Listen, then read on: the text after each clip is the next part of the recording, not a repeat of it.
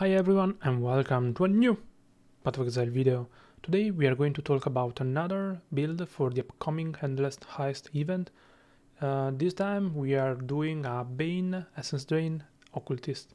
If you are coming from my video where I talk about 5 different builds for the Endless Heist event, you already have an idea on how this works. But essentially we are using Bane to apply 3 different courses. We get +1 course from the Occultist Ascendancy and +1 course from the tree, and we use Bane to apply Despair, Temporal Chain and Punishment. Bane does more damage the more courses he applies, and we are using Despair to increase our damage. We are using Temporal Chain as a defense mechanic. Temporal Chains slows down the enemies so we can escape and move away better. And we are using Punishment. Punishment makes the enemies take more damage when low life, and they explode doing a part of the over damage as an AoE around them. To help us with the single target damage, we are also using Essence Drain and Blight. Like in the other builds, the equipment is very basic. I made this build for the Endless Heist, so we don't have access to the crafting bench, we don't have access to many places where we usually can get very powerful gear. So in this time I'm using Evasion Energy Shield gear with Life and Res. We are using a 6-link staff with +2 Chaos Spell skill gems.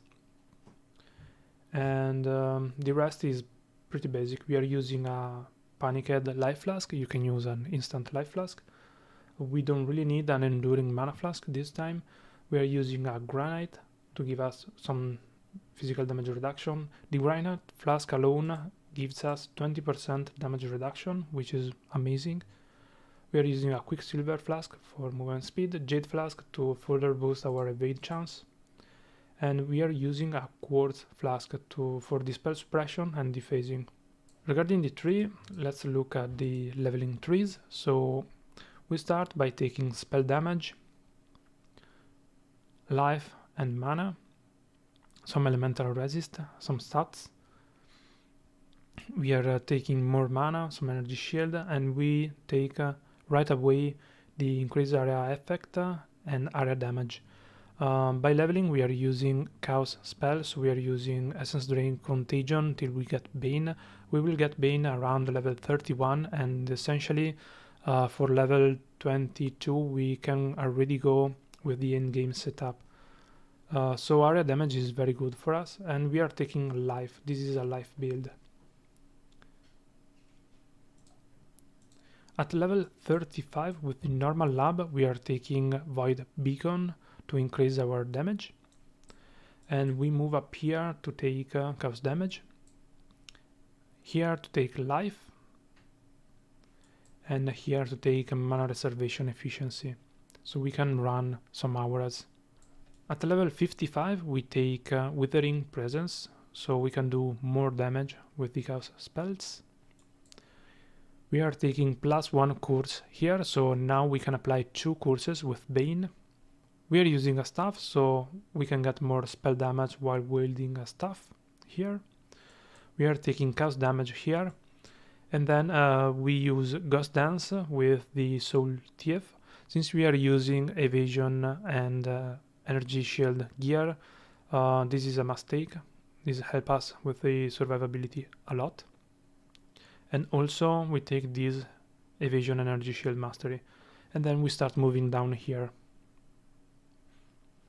Level 70 we have the Merciless Lab. We are taking 1 extra course here, Malediction, so now we can apply 3 courses,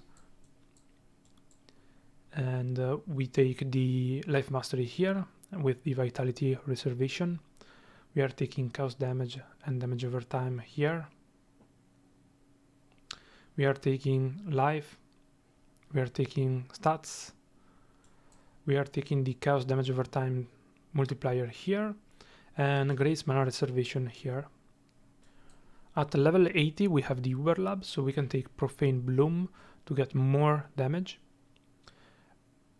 If you want, if you feel like your damage is big enough, you can skip Profane Bloom and take Vile Bastion for more survivability.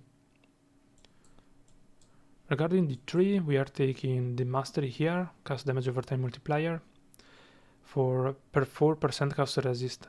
If you have trouble getting chaos resistance, you can take those nodes here. Here we are taking +1 levels to all chaos skill gems. Here we are taking more reservation and aura effect increase. And here we are taking +1 energy shield per 8 evasion of boots. And we can consider use full evasion boots thanks to that. Level 95 we can take some more nodes, for example spell block here and mana regen. We spec out those nodes here to get this pathing here to save some points. We can take some sockets here, one here. If you manage to find a good cluster jewel, you can work your way towards the cluster jewel up here. And eventually, if you need more nodes, more points for the cluster jewel, you can spec out this path here. Also, if you manage to get some good oils while doing heist, you can anoint this one here, corruption. Regarding the skills, let me do the leveling first. So we start by using Blight at level 1, and at level 4 we can socket Infused Channeling. So we are using Blight with Infused Channeling and Arcane Surge.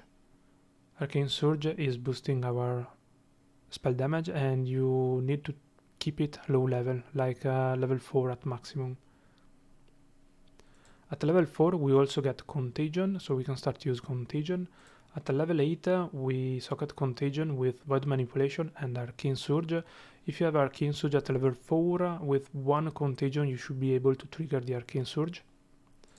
At level 8 Blight will be with Infused Channeling and Void Manipulation. At level 10 we get the Flame Dash and we get Wither with the Spell Totem. You can skip this, is a damage boost, especially for the single target damage. For Endless Heist, maybe you can skip it. At level 12 we have Essence Drain, so our single target problem should be solved, and we use it with Void Manipulation. At level 18 we get Controlled Destruction, so we can use Essence Drain with Void Manipulation and Controlled Destruction.